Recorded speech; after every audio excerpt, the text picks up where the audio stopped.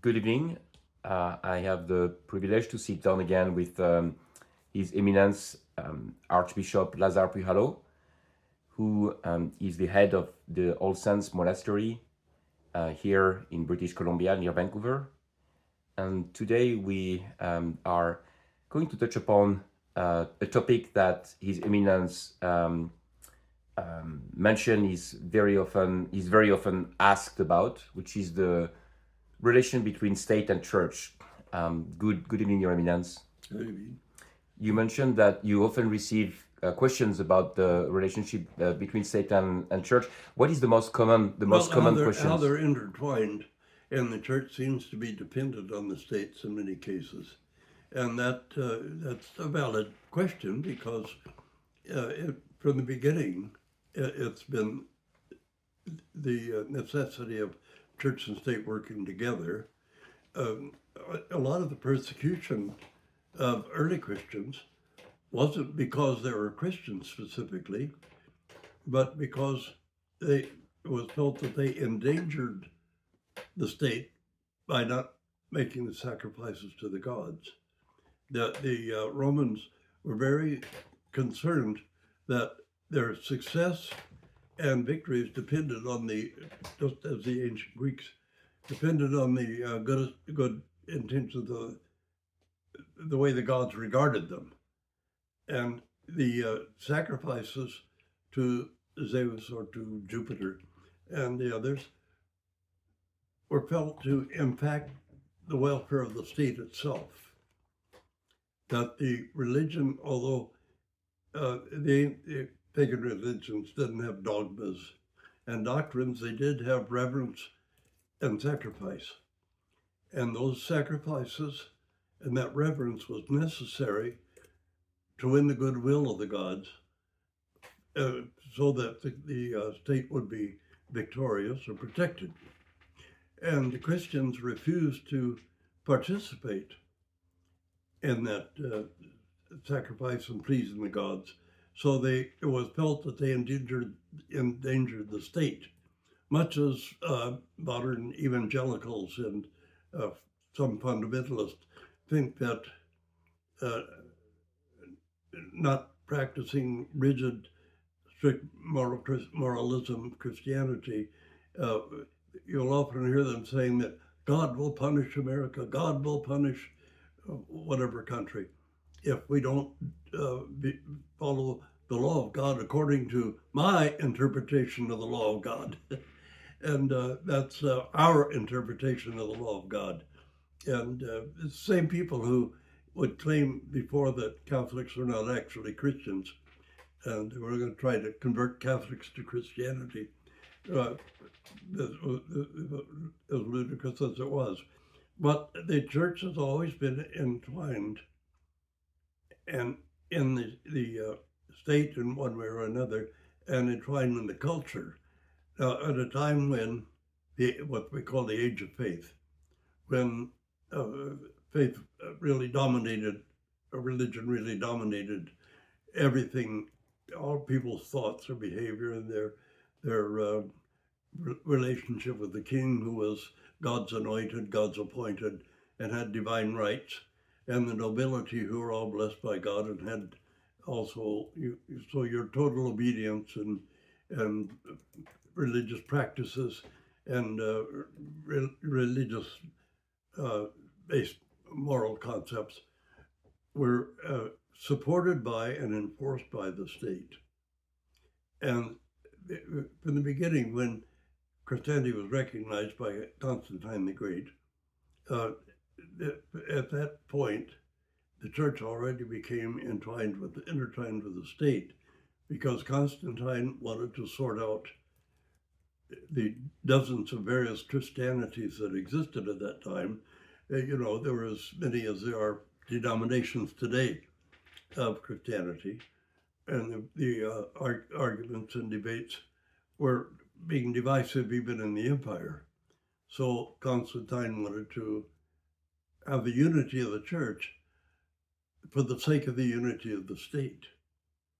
And the way you worship God or the gods was thought very much to have an impact on the goodwill of the gods or a god or the god, uh, and would affect the welfare of the state itself and the benefit of the state itself. And that intertwining was seen in every case, because you had the state church of Russia was Orthodoxy, state church of Greece was Orthodoxy. And when Peter I regulated the church itself, he was just announcing the obvious, that the church is a part of the state. The church is a department of the state. And that's why they have an over-procurator of religion in Russia, and why even bishops had to attend the Tatiana ball in the imperial palace. And even though they had seating aside, or private seating, because they weren't going to dance or anything, but they had to be there. That was because they were civil servants. And that's what, again, Metropolitan Anthony Khrapovitsky wanted to end that and restore the patriarchate in Russia, so that the church would not be a department of state with a Holy Synod answerable to the imperial government. And that's when the founding fathers of America, the United States, of course, they were following people like John Locke and Immanuel Kant and Rousseau and Voltaire, were helping to shape the Constitution. The Declaration of Independence is purely Lockean. It could have been written by John Locke instead of Thomas Jefferson. What does that mean practically, or if you give Well, us the an thing example? is that they were very careful about, in the Constitution and law, because they had seen how the church could manipulate the state and the state could manipulate the church in Europe, and how people were persecuted by one national church if they belonged to a different denomination than the national state church.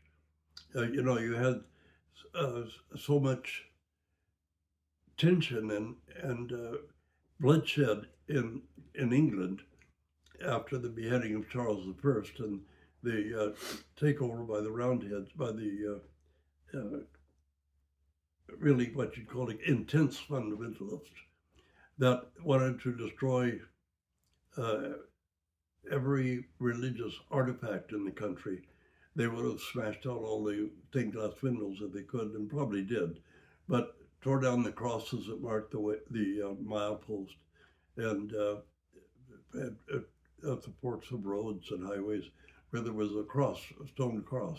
They would tear down all of those and get rid of all the decorations in the state and all, even to sentencing one archbishop to death for being too papist, because he insisted on maintaining the liturgy in the church. So there was always this careful intertwining of the state and the church. The church depended on the state to enforce doctrine even against the will of people who believed differently, and the state used the church as a means of unity for the state as a whole. And one of the telling features is certain Protestant denominations came up with this divine command theory. Now, divine command theory predates Christianity, and may have been one of the accusations against Socrates, or we're not sure, that if the gods willed something, Zeus or Athena or whatever, if they willed something, it became right because the god willed it. No matter how devious or evil or wicked it was, it became okay and proper because the god willed it. And later in divine command theory among Protestants, they would read the Old Testament and see these actual genocides being committed, and horrible genocides. And it would say that that God had commanded them. And you find several instances of this throughout the Old Testament where God commanded a literal genocide of people. And I thought I turned it down. And even in Book of Hosea, we're commanded, I think, to the Samaritans to rip the fetuses out of still living women, to rip their bellies open and rip the fetuses out, which evidently would be a type of abortion, I suppose, rather horrendous type of abortion. But they came up with the idea that these things were evil if men did them, but if God commanded them, they became good and moral because of God's command, because God can't be immoral or bad. So you could commit the most horrendous atrocities through the Old Testament. Is a book of atrocities. And as long as they were done on God's command, they were good and they were moral and they were positive. And you find that's still lingering somehow in the church today. You can, it's all right to persecute and destroy the lives of people. Even you find some Protestant ministers saying that, say, for instance, LGBT people should be hanged or put to death. Well, technically speaking, murdering people is wrong, But but they can say this because they think they're acting on God's command, and therefore, on command theory, it would be perfectly all right if you went and executed or murdered all these people. We get that coming through, but then we see that as the evangelical church diminishes, and it is diminishing, it is losing members, but you will always hear this: God will punish America if this is done. God will punish America if that's done. God will punish America not for embezzlement and swindling and cheating and mega corporations dehumanizing people, and not for hunger and starvation in the midst of intense wealth, not for children going hungry every day while some people become billionaires. Not for that. No, that doesn't bother God at all. He doesn't care about that. But he does care about certain aspects of what they see as moral behavior. And you can, if a politician promises to introduce one or two aspects of your intense religious dogma, you can vote for him, even if he's a convicted rapist, convicted of 50-some acts of indictable crimes, and now with being revealed that this one politician is actually involved in pedophilia and trafficking young women for sexual means through his the beauty contests and pageants and through his modeling agencies and his affiliates. That's fine. That's good. That's great. As long as he gets rid of Wade versus Roe. Yeah. Well, what that was the intertwining. In other words, they're now dependent on the state, they think, to enforce their doctrines and dogmas on people, because they see that they can't convince people that they're right. Mm-hmm. People don't fall for it. So you have to enforce it by civil law. Well, that shows that it's not, and this is one of the questions that comes up constantly, because I think my colleague Brad Dorsock and I deal a lot with people who are deconstructing. And, the number of emails or messages that get along this line and that he encounters, the questions are generally the same. Is it possible that Christianity is so weak and frail and meaningless that it has to depend on the civil state to prop it up, to keep it enforced, to keep it going? Yeah. Christianity can Christianity not stand on its own feet? And that's a repeated theme in what people are asking us. So this intertwining of the church becomes far more dependent on the state than the state does on the church. Mm. The state can use the church, but when you involve the church in politics, you make the faith itself dependent on the state and unable to stand on its own, unable to convince people of the truth of your religion. But and in Islam, it's the same, because that's why there's a death penalty for converting to another religion in Islam, or a death penalty for becoming agnostic or atheist in Islam, because the religion itself cannot survive without the state. It cannot stand on its own feet and survive without the state. Well, some Christians in America might respond to that and say, well, throughout the history of the Jews, for example, you had flawed leaders like King David, right? So Trump might not be the manifestation or the illustration of a Christian model of behavior, but hey, through history, God has used flawed leader. So this is perhaps a similar situation. What do you respond to that? Then you're setting an example of the church tolerating rape, criminal activity, and swindling, embezzlement, and the church itself is, if it's tolerant of these things for any reason whatsoever, well, then it's the same as people being persecuted because they're not offering sacrifice to Zeus or Jupiter, and therefore you're endangering the state. So you want the state to enforce one thing on your behalf. Of course,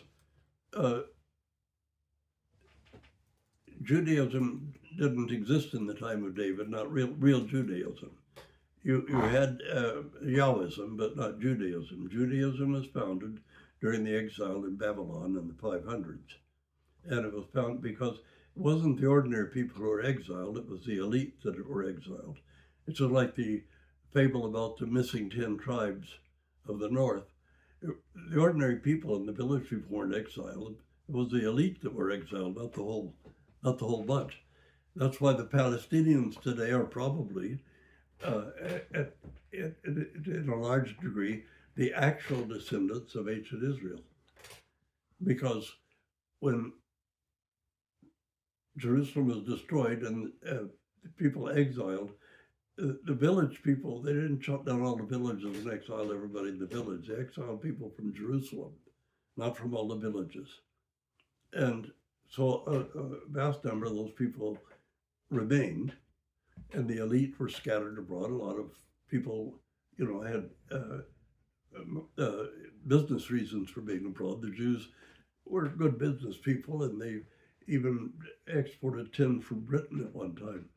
So the Palestinian people are probably, at least to a large degree, the actual children of Abraham, the actual descendants of ancient Israel.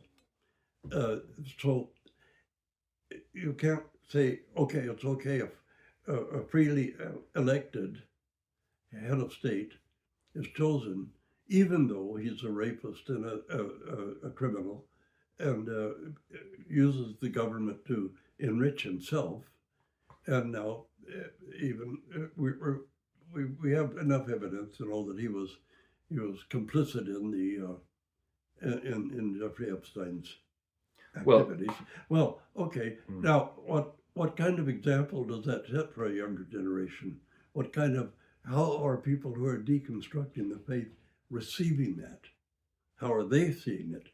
You'll say, oh, we had flawed people like David, who are, well, yeah, you had Henry VIII, who created a whole new church out of it.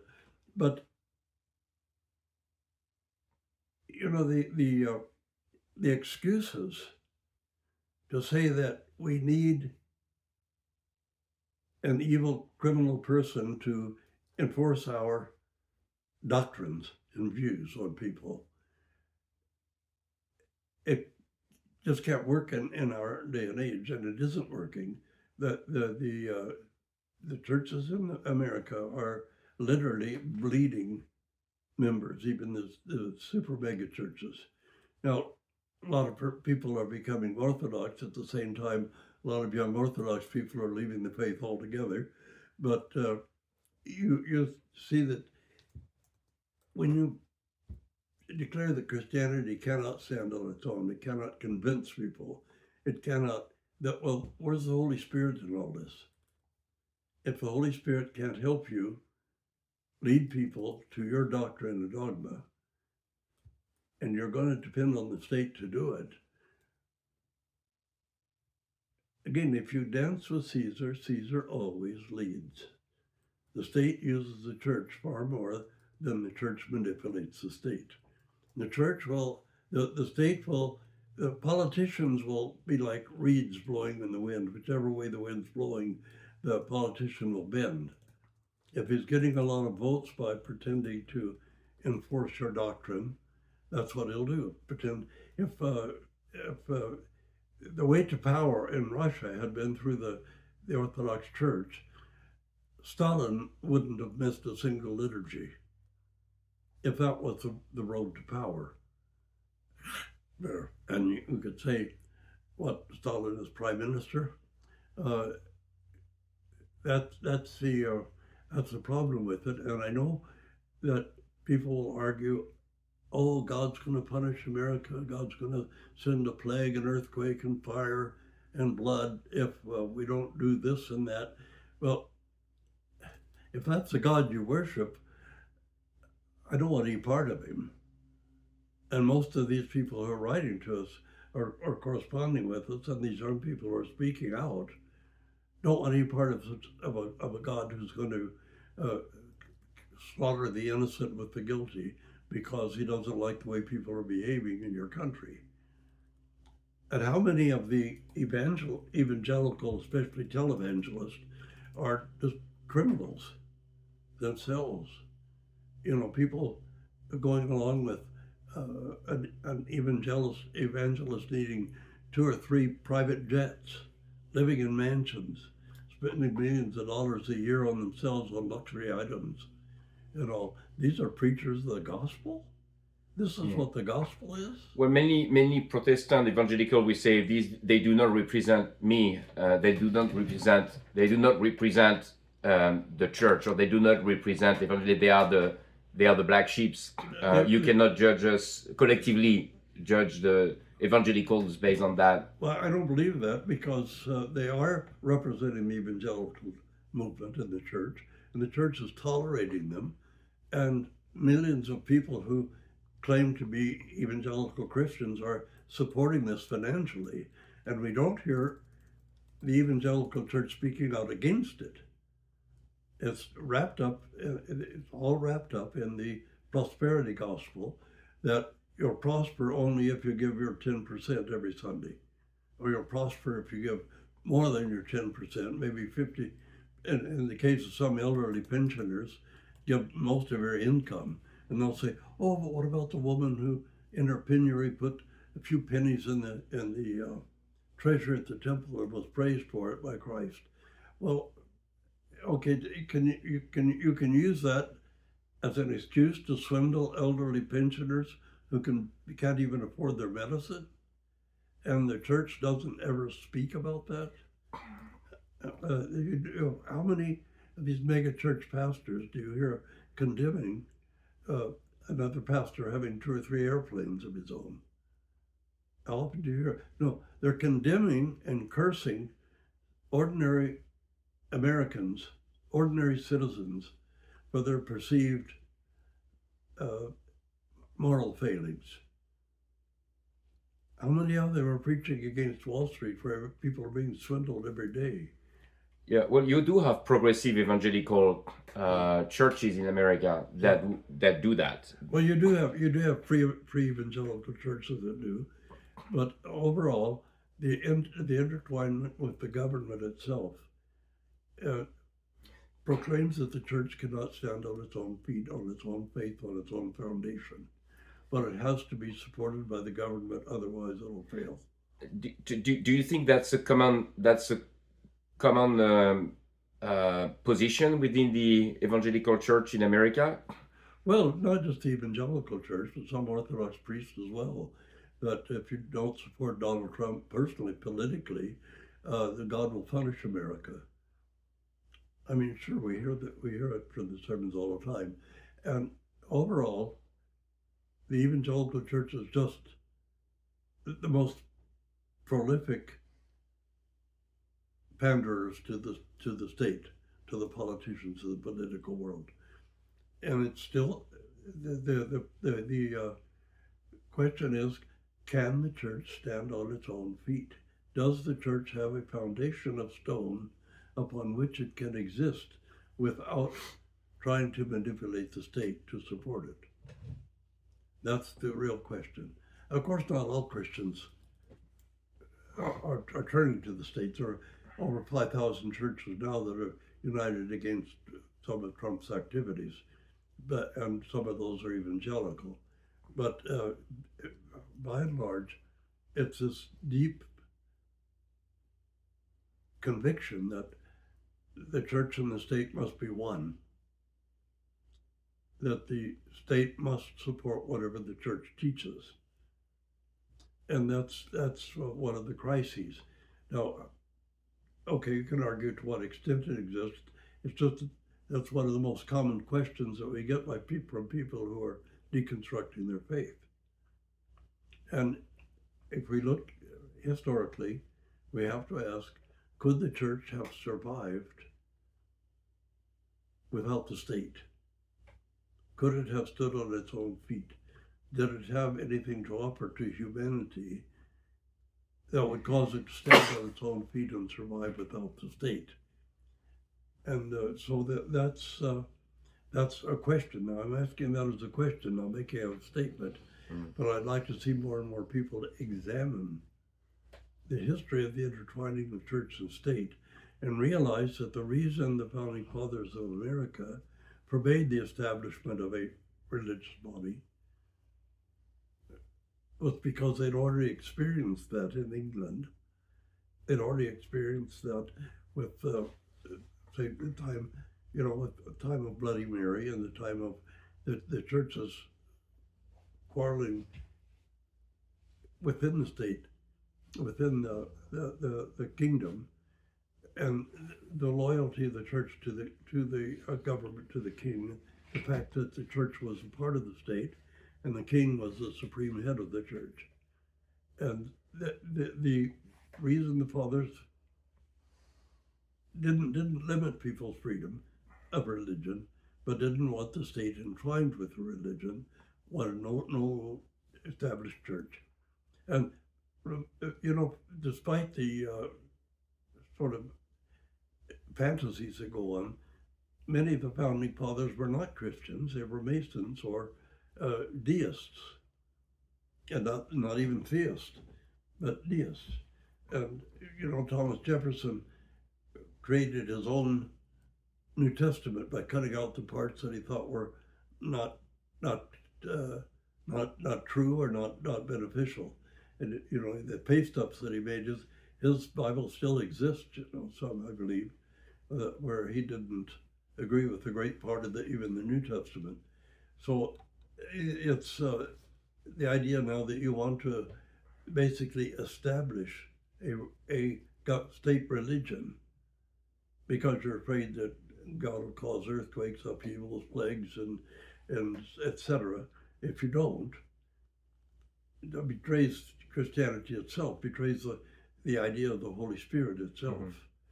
Are there examples in history where the church cases that you can point to when you mention to examine that relation? Are there positive example where the church stayed clear from engaging with the states? I can't think of any. I mean, John Chrysostom could Sorry? John Chrysostom could criticize and castigate the emperor and his son, but then the state dragged him away in exile because he did it. I mean, he had the courage and the sense of of the Christianity itself, the real meaning of Christianity, that he would castigate them. But then he was hauled away into exile every time. And what do you make of those political leaders who say, well, it's not infringing on the separation between state and church if I profess my faith, if I wear a cross, or if I pray before a meeting? Is that? Well, I think that the idea of bringing it into Parliament or the Congress and stuff, it is, then it's imposing.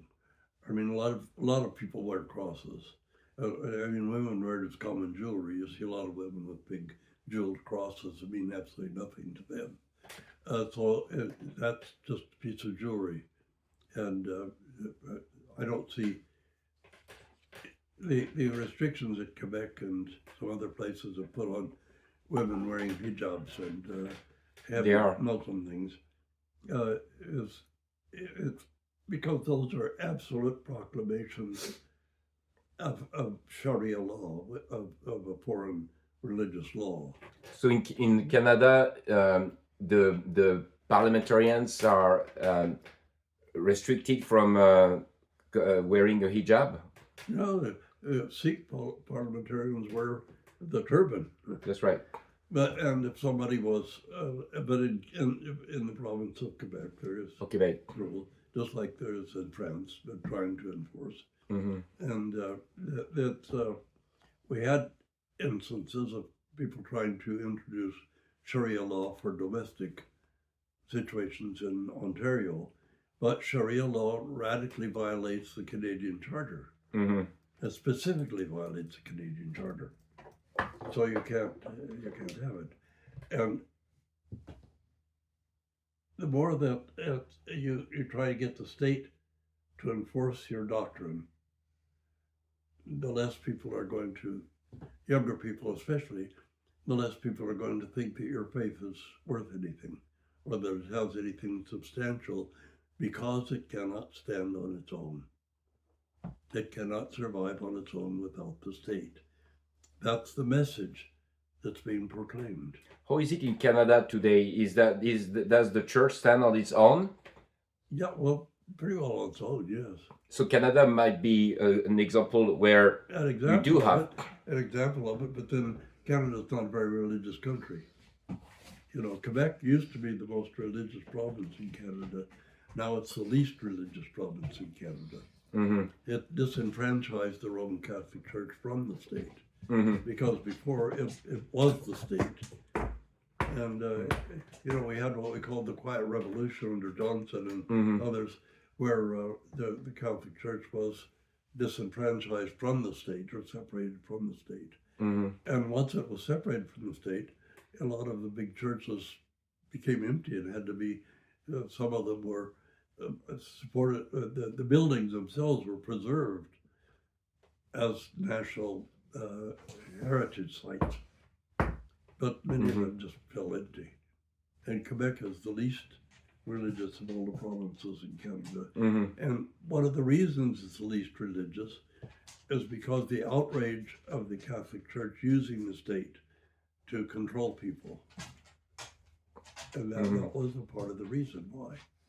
But, you know, like it or not, statistically, the Christian faith in America is diminishing. It's not growing. It's diminishing. And the more it involves itself in national politics in the state, because, you know, on the right, the people really don't count for very much. You know, it's this government, the right-wing government, that opposed Social Security, that opposed the feeding of children in the schools who were coming to school without even having breakfast or without being able to have lunch in school. So they wanted to just do away with the practice of furnishing lunch for kids at school. And they've openly talked about undermining Social Security. Even when Roosevelt brought in Social Security, the right opposed it. And how is that connected with the church? Well, because it's a religious foundation that, well, because the church is supporting that by supporting the politicians who believe it. Mm-hmm. That's why. The church will always support ultra-right-wing politicians who want to disregard the poorest or punish the poorest for being poor. Mm-hmm. And that's completely the opposite of what the Christian faith teaches. Mm-hmm. But they'll ally themselves with the politicians who want to mistreat and dispossess the poorest. And that's not the case in Canada. No, the state and the church don't operate that way. So Canada could be an example of where you have a healthy relation here. Yeah, it is. I think. If you were to point, and you can notice the difference because Alberta is the most religious province in Canada, and it's the one who would like to do away with universal health care. mm-hmm. So that's just a symbol of what they are, of what these right-wing people are Right. about. To disenfranchise the poorest, disenfranchise the most helpless in society. So here it's less the church, but more the personal. You seem to establish a relation between Alberta citizen being very religious and the dispossession of the universal healthcare. Yes, absolutely. So here is the personal. Right-wing Christians are foremost in being opposed to universal healthcare and the social safety net. So you think that in Alberta it's because of their religious belief that? Yeah, it is. In Alberta, in what way? Because Alberta was an oil province, we have a lot of immigrants or people came up to and investing in the oil field from America. So they've got that kind of American idea of the poor people are poor because God disdains them, and the rich are rich because God loves them. Mm-hmm. Mm-hmm. And that's really part of the prosperity gospel. Mm-hmm. And we had the most right-wing government in Canada, the social credit government mm-hmm. in Alberta, and they really took social credit seriously. And Bible Bill Everhart was the premier, who had his Back to the Bible broadcast as well, even while he was premier of the province. And you see that intertwinement with the church with government is not witnessing to what the Christian faith would suggest that government do for the people. But mm-hmm. to some degree in the States, it's the more it does for the common people or the ordinary people or the poor people, the worse it is. In the first place, Canada was founded on Red Tory foundations, which the basis of Red Toryism is commonweal, the common good. And in America, it was radical individualism mm-hmm. that became the dominant philosophy of state. Where in Europe, the Christian, the movement inspired by Christian philosophy has equally promoted social services. Yeah. The Christian Democrats in. But in Canada, the healthcare system is founded by two Baptist ministers. Was it a connection between their belief? Well, they happen to believe in the gospel.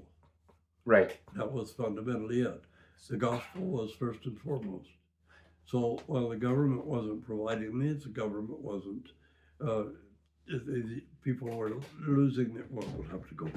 Yeah. People were losing their farms over medical bills. Yeah. And Tommy Douglas was a Baptist minister in Saskatchewan, and he found that intolerable.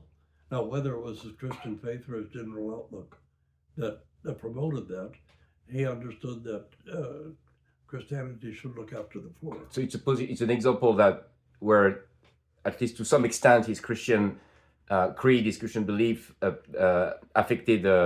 impacted a social political position. Yeah, and decision. I'm going to say about what I didn't mention now. In Byzantium, there's a universal healthcare system. Thank you so much, Your Eminence. Thank you.